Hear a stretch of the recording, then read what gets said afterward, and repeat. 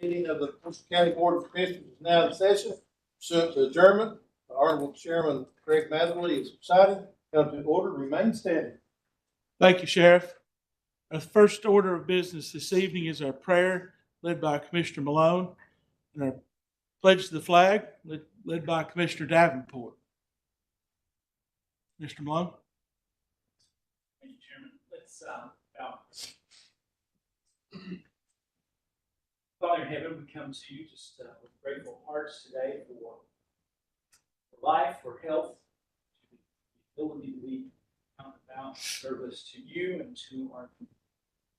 We thank you for those that have gathered tonight, the commissioners, the officials, the public, the citizens. We thank you for their interest. Pray that our time together would be constructive, useful, benefiting of our citizens. We certainly think about those in the room that are not with us. Commissioner Williams, Commissioner Huffine, certainly we lift them both up to you in prayer, blessing them. We pray for a blessing on our county, citizens, our state. We pray for the leaders of our state that will make wise decisions. These things we ask in your name. Amen. We say our pledge. I pledge allegiance to the flag of the United States of America and to the republic which stands one nation under God, indivisible, with liberty and justice. The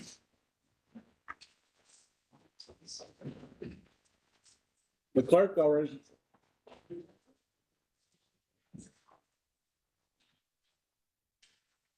The clerk should, well.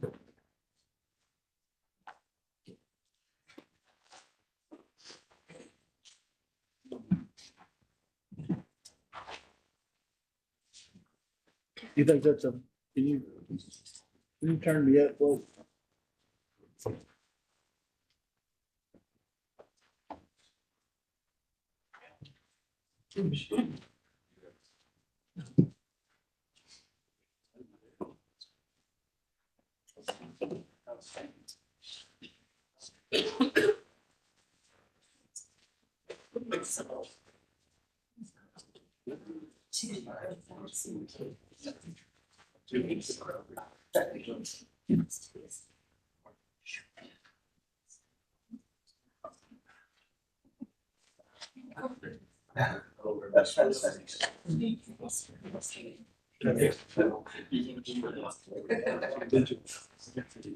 It's probably the base of it's really still.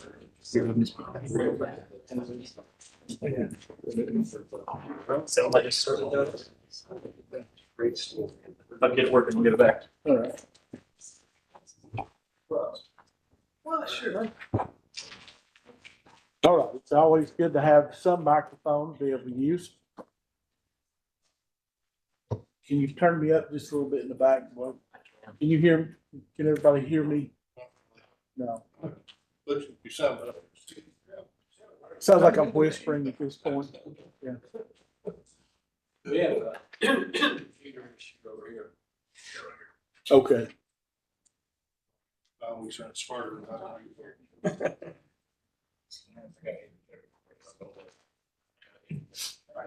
Just for me.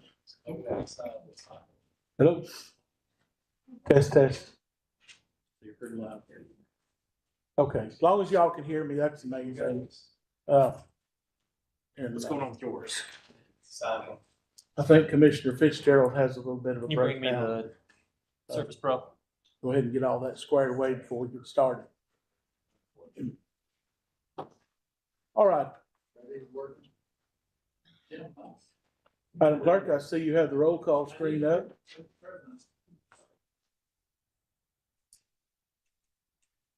You'll indicate that you are present here this evening. I clicked approve. And it's not up there? You gotta look. This moment, sorry. Go on. Hold on.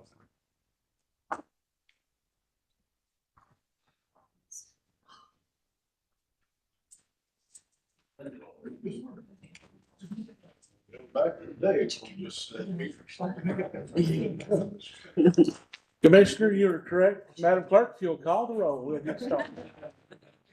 Tucker, Johnson, Here. Fitzgerald, Here. Edens, Here. Davenport, Here. Matherly, Here. England, Here. Malone, Here. Kamita, Here. Jones, Wexler, Here. Wheeler, Here. Carter, Here. 13 present, 2 absent. 13 present, 2 absent. We do have a quorum. Our next item on the agenda is approval of our agenda. Do we have a motion, Commissioner Wheeler? Mr. Chairman, I would move that we approve the agenda with the exception of item 14B, which did not come to the committee, and I would ask that the bill would be sent, part of my motion, that it be sent. I'll just leave it here. For some consideration, we just got this over the weekend, and I was asked to look at it. That would be my motion. All right, that would be to suspend item 14, did you say? 14B. 14B. Right, we have a motion. Do we have a second? Second by Commissioner Malone to suspend that item and approve the remainder of the agenda.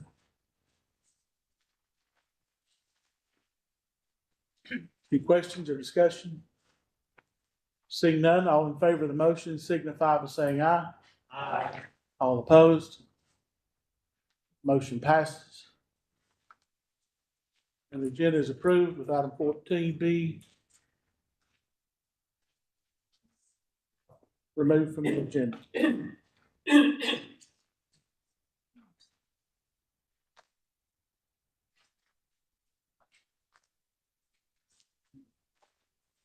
All right, our next item is the public comment portion of our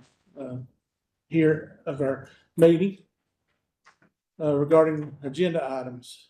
Each individual shall be given 3 minutes to address the board regarding agenda items. Comments shall be limited to items on the meeting's agenda. We have 6 individuals that have signed up for public comment this evening on item 14B.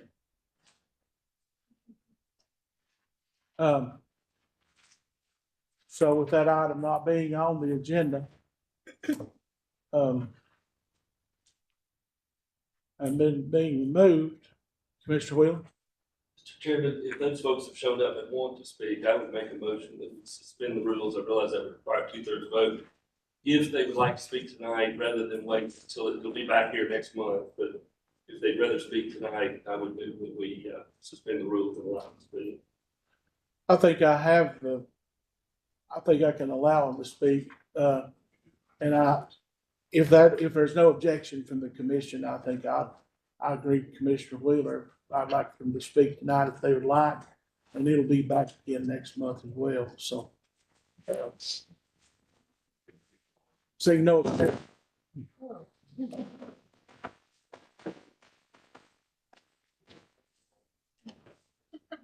Seeing no objection other than from the speaker, I'll go ahead and call our first comment, or our first speaker. Yeah, we've already gone past it, so. Martha Davenport, if you'll come forward to the podium, please, and give your name and address to the clerk.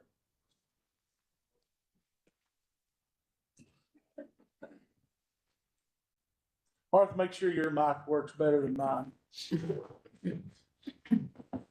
Sounds like it. My name is Martha Davenport, 267 Buchanan Road, Jonesboro. I want to thank you for allowing us to speak tonight about this resolution. I'm here to ask you to pass the resolution, even though it has been taken off the agenda, I understand. Hopefully you'll let us take it back to committee and maybe consider it then again next month. But I'm here to ask you to pass the resolution in support of state legislation HB 0726, which describes the restoring of state sovereignty through nullification. This bill defines nullification as a process whereby the great state of Tennessee makes an official declaration that a specific federal action has exceeded its authority under the United States Constitution. The concept of nullification is a refusal to submit to unconstitutional laws and acts. The idea of nullification is not something new. Our founding fathers anticipated that there would be a need for this. When our country was being formed, our founders wanted to make sure in formation of the federal government that there would be no mistake that the federal government would only have a very limited and delegated amount of power. Those powers, only 18 of them are listed one by one in Article 1, Section 8 of the United States Constitution. All other subjects of governance are reserved for the states. We must remember that the states created the federal government, not the other way around. Trusting the federal government to monitor its own behavior is like asking the fox to guard the hen house. It is up to the states to keep the federal government in line. If the federal government imposes one unconstitutional mandate, they may impose 1,000, each more oppressive than the one before. And when do we finally say, well, that's enough? These things that are unconstitutional that we're letting go by. If the federal government were to say you can't sell apples in Tennessee on Sunday, or you can't sell apples on Monday, is that enough? Is that where we decide to say, hey, this is unconstitutional and we've had enough? The main point that nullification aims to address is that a government allowed to determine the scope of its own powers cannot remain limited for very long. The bill does not force the Tennessee legislature to do any type of nullify anything. What it does is it puts a process on paper saying, if you want to nullify something, this is how it would happen. Thomas Jefferson said, nullification is the rightful remedy if the federal government is to be held within its prescribed bounds. You may think, why did I bring this to you tonight? With all the state legislation that is passed in Nashville or brought before the legislators in Nashville, well, the reason is most people, when you talk to them, realize that something's wrong in our national picture. They say, I don't know what it is. I can't put my finger on it, but something's wrong in this country. To me, passing of this nullification bill would give hope to Tennesseans. It would give hope to Washington County. The legislation is a step towards citizens of Tennessee taking responsibility for our freedom and our liberty by following the U.S. Constitution. We, meaning you and I, are responsible for our freedom and for our liberty. Nullification is not only the right of the state and the right of the people, but it is our duty and our responsibility. Thank you. Thank you very much. Danielle, you're our next speaker. You'll give your address to the clerk, please. 314 Scenic Oak Drive. I'm Danielle Goodrich. Hi, everybody. Thank you, Commissioner Wheeler, and thank you, Commissioner Matherly, for allowing us to speak in support of resolution number 24-01-16, despite it being taken off the agenda. We had asked for it to go to committee, and I asked, seeing the support for it tonight, if somebody would please champion this in committee. The majority of those here today are here in support of this resolution. I'm Danielle Goodrich. I started a group called Johnson City Freedom during COVID to address the infringements on God-given rights, as it says on the back of my shirt. Our organization is defending God-given rights, like being told you can't work or move about freely. I came here at that time, back then during COVID, to discuss these issues, and I'm here tonight to discuss supporting a resolution in support of a process of nullification. Our founding fathers made a document like no other, the guardrails for a free society. They knew that much like the king they had escaped, the federal government could try and grow in its power. So they restrained it using Article 1, Section 8 in the Bill of Rights and giving the Fed only 18 things they have authority over: defense, commerce, post office, etc. But the Fed has grown outside of their delegated authority. The ABC agencies have wrongly given them power over things they should not have power, like health and education. And the industries the agencies are supposed to govern is who funds them. It's a system that has been corrupted. Most of you are Republicans. In our party preamble, we are tasked with upholding the Constitution and standing against unelected, unaccountable government. We are to stand for limited government, and as the founding fathers intended, the Supreme Court is not the highest law in the land. God is, and the Constitution is next, there to protect God-given rights. It isn't an evolving document. It is an in-stone document to be interpreted using the words and intent of the authors. It isn't subjective, it's objective. Without objective truth, there is no morality and therefore no laws. Over the past few years, the federal government has stolen authority from the states. If it isn't delegated in Article 1, Section 8, it defers to the 9th and 10th, the people in the states. When you all took an oath to office, you took an oath to uphold the Constitution. That is part of your duty in elected office. We are asking you to do that duty to uphold the Constitution by supporting Bud Halsey's legislation to create a process for nullification. So if the federal government overreaches and threatens state sovereignty, we can nullify an unconstitutional federal mandate or law. SCOTUS got it right with the OSHA mandate, saying the Fed did not have the broad authority to mandate medicine on the people, but it got it wrong with Roe for years until recently, and it got it wrong with the CMS mandate. It allowed an unconstitutional mandate on healthcare workers, citing precedent and ignoring the 10th. And the state did nothing because the hospitals wanted the Medicare funding. Now they're trying to get Medicare funding in schools so they can have similar controls. We need to stop taking federal dollars and grants with state sovereignty dissolving strings. And we need to please support this process so that the feds do not continue to erode the state and individual rights of Tennesseans. I ask that you please uphold the Constitution and vote unanimously to pass this resolution like Sullivan County did. Thank you. Thank you, Danielle. Thank you, Danielle. Our next speaker is Jim Carr. Jim, if you'll come to the podium and give your address to the clerk, please.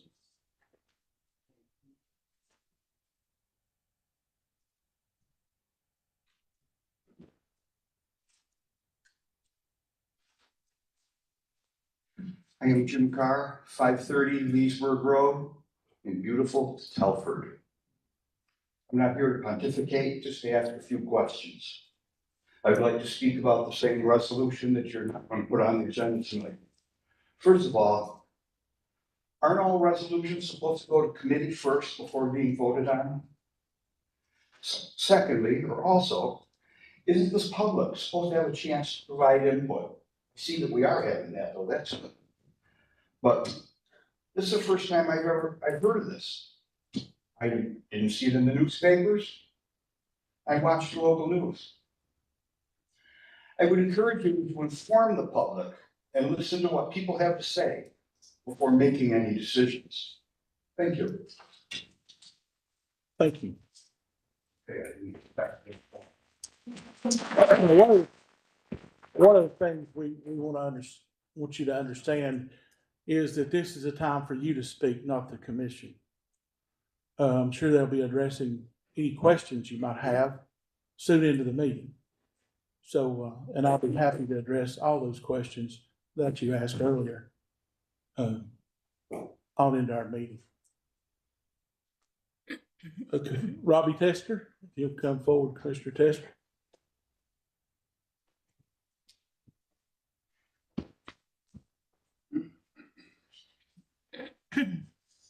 Robbie Tester, 31 Cherokee Ridge, Door, Johnson City. Good evening, Commissioners, Mr. Chairman. Thank you for this opportunity to speak. I also would like to ask you to support the resolution supporting the federal overreach bill. We're blessed to live in a country where the government gets its power from the consent of the people. I am passionate about the founding principles of America, and unfortunately, we have strayed too far away from them for too long. Principles like individual liberty and responsibility, states' rights, competition, sound money, separation of powers, these principles help make our country great. I think most of us sense that something is very wrong today. Just watch the news for a few minutes. It's really quite depressing. We've been headed in the wrong direction for a long time, and we're seeing the consequences. Many seem to think the federal government is at the top with all the power. Then you have the states, and down at the bottom you have us lowly citizens. Our nation was founded on exactly the opposite principle. The people hold the power, and we granted very limited power to the federal level.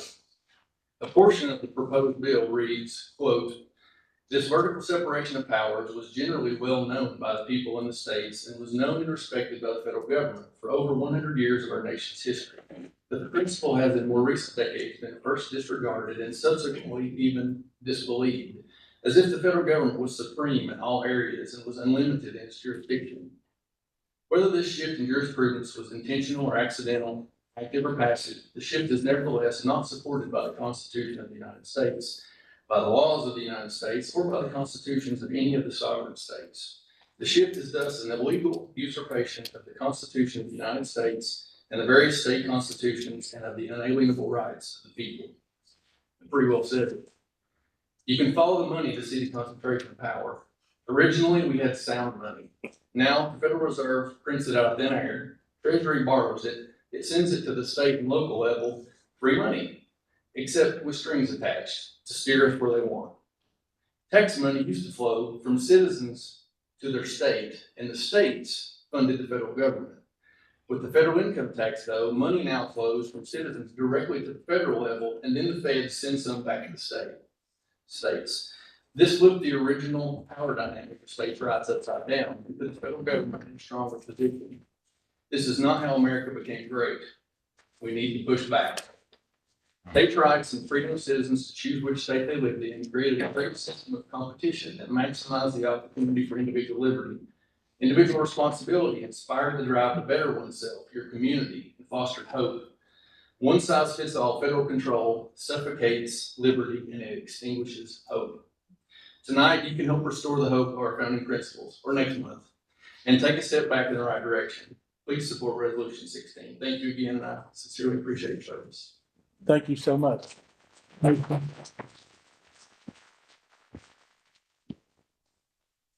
Our next speaker is Denise Sibley. Denise? You'll just give your address to the clerk.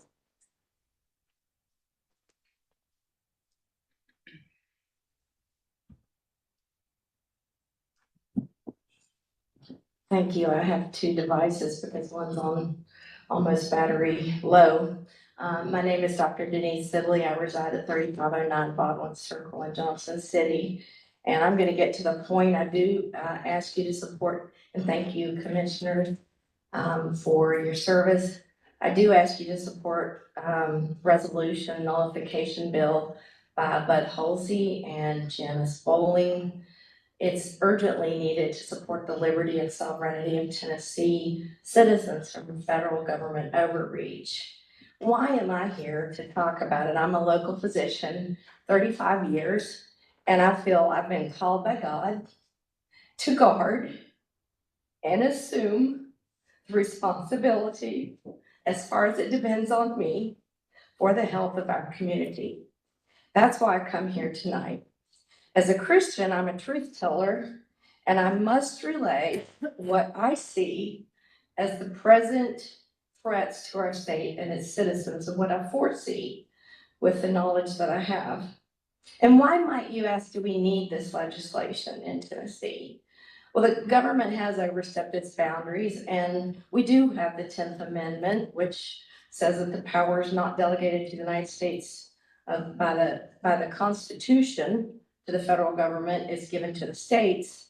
But what does that mean? The state sovereignty means that the states have the right, both horizontally and vertically, for separation of powers from the federal government. The federal government can only act in 18 enumerated powers. And what do I see as the risk in particular that call me, that I say are staring down the barrel, so to speak, at me, why I support nullification? So nullification just gives us a remedy to nullify, or a mechanism to keep the federal government, and it goes through several ways in the bill. So we don't have to act, but we can. Gives us a mechanism to do that. So the loss of our sovereignty of our nation, in particular, in regards to the WHO recent enunciation of the international health regulations and the pandemic treaty, which are set to be enacted in May of 2024. And without congressional approval, they're not required to have congressional approval, it will remove our national sovereignty when any health threat that's known, perceived, or anticipated. And at that point, the director of WHO, General Tedros Ghebreyesus, will determine when a health pandemic exists, or when any anticipated health risk or climate emergency exists. And they will govern and surveil every neighborhood and have jurisdiction over every living plant, animal, person, government, military. What correction action ought to be taken by the nations what treatment is allowed or disallowed, what information is allowed or disallowed, what lockdown or quarantine measures are being enacted. We will hand over literally our national sovereignty to the WHO and ultimately the UN. And Tennessee will be subjected to this as well. So to me, this is a grave and present threat. Another issue. Denise, I'm sorry. Yes, sir. You reached your time. Thank you. I appreciate you. Thank you, sir. Very much, sir. David? I bet you're related to Denise, aren't you, David? You know, I have that great blessing, and I appreciate your time. I live at the same address, 3509 Bondwood Circle in Johnson City, and I'm grateful for my commissioner, Mr. England. Thank you for your service and for all who come together here. I just wanted to comment and say, I stand with the Constitution of the United States. We all have our little pocket copies of it. And I stand very strongly with the enumerated powers that are given to the federal government.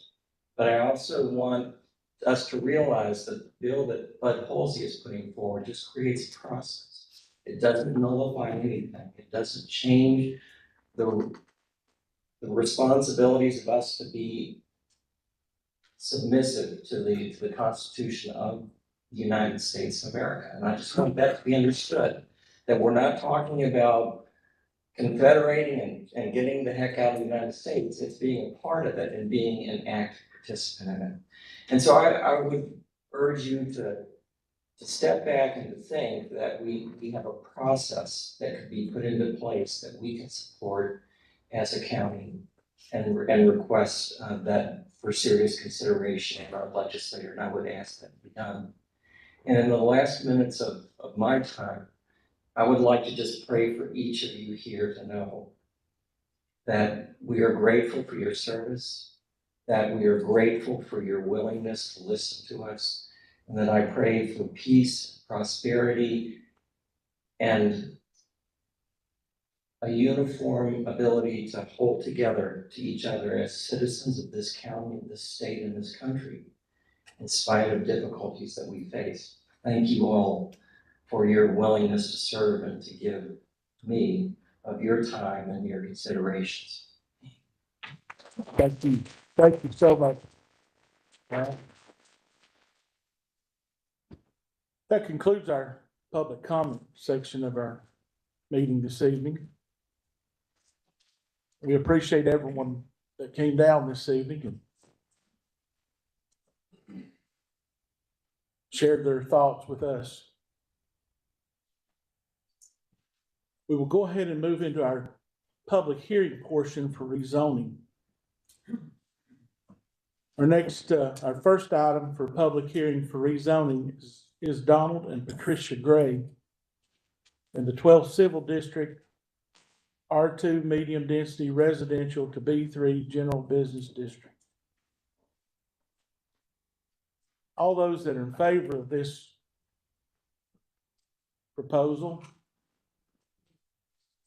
Do we have someone here that's in favor of the proposal? I'm the agent. Okay, if you'll come forward and give your name and address at the podium, please.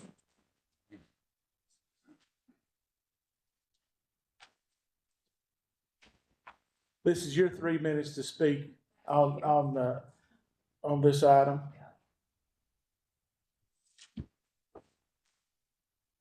My name is Leslie Carberry. I'm Don and Patricia Gray's daughter. I live at 382 Settlers Way in Gray.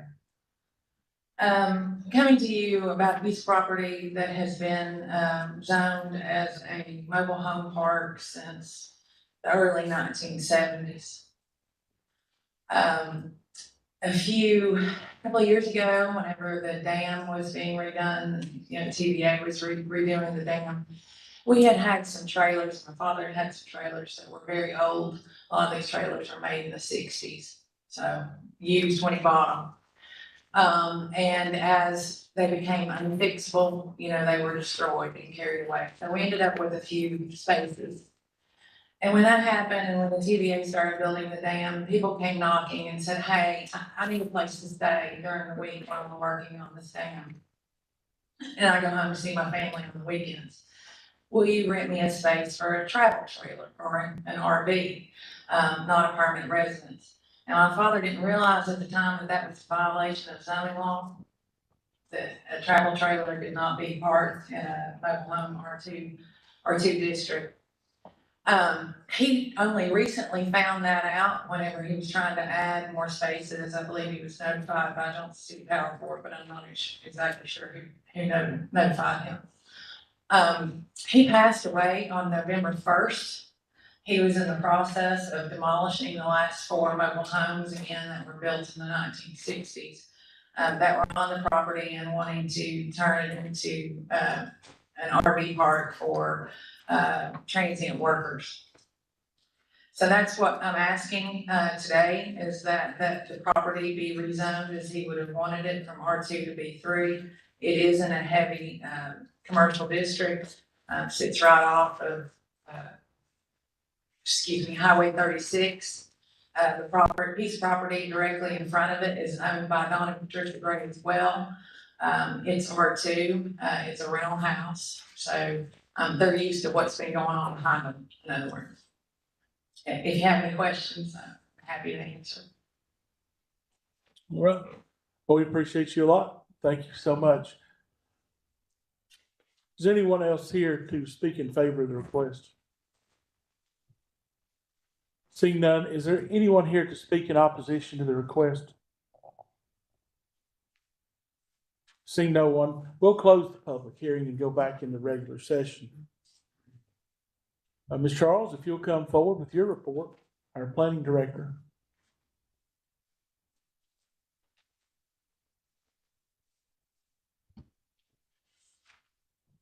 Thank you. This request is located along Dogwood Lane and the Kings Ford Highway. The requested B3 district is already present in the general area and adjacent to this property.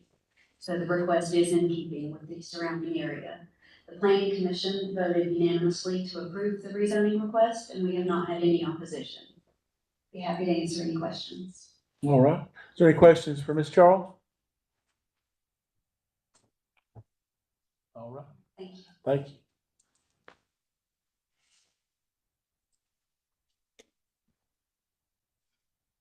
All right, now that we are back into regular session, I don't know if I did say that or not, but with Angie's report, that will bring us back into regular session.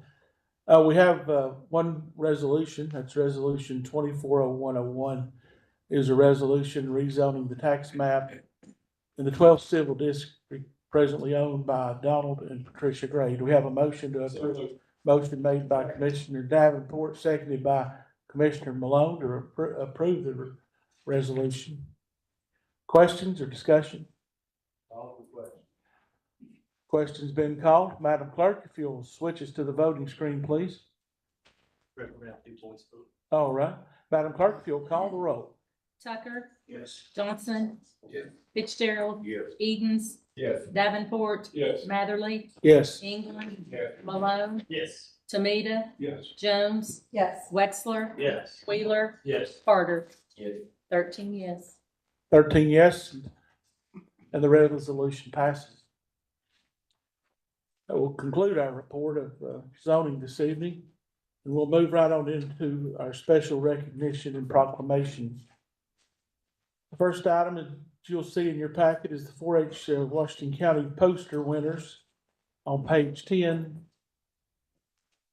and the report to the people for the 4-H report July to December. That's on page 11. Mayor, we have a proclamation honoring the legacy of the Reverend Dr. Martin Luther King. Is there someone here to receive this tonight? I don't think either of the folks we had coming to us showed up to receive The it. proclamation is on page 13 in the back. It's on 13 in your packet.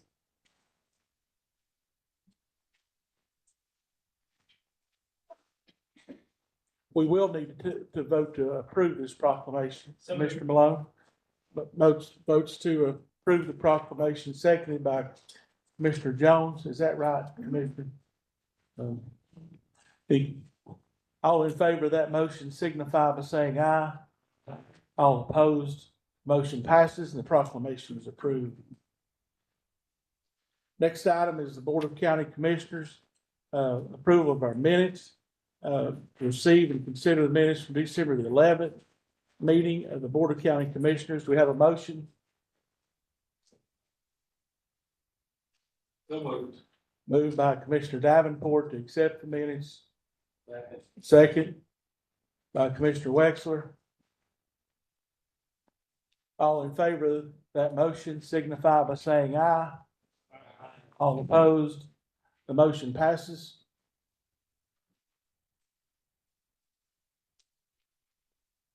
We'll move right on to elections and appointments and confirmations. The first item is resolution 240102 is a resolution appointing and reappointing members to the Agricultural Extension Committee. This is a commission appointment. If I can get my screen to pull up. Can I give you a copy? Yeah, let me have a copy of it. I can't get my screen up now. Thank you. There you go. This is the page 2. This page, oh, yeah, okay. We do have one member, this is page 1. oh, that's library. There, and then that's page 2. Okay. All right, you see the names there that have been recommended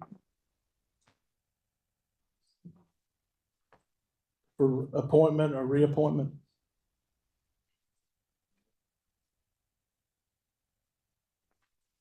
Do we have a motion? Second. Motion made by Commissioner Demita. Who is myself?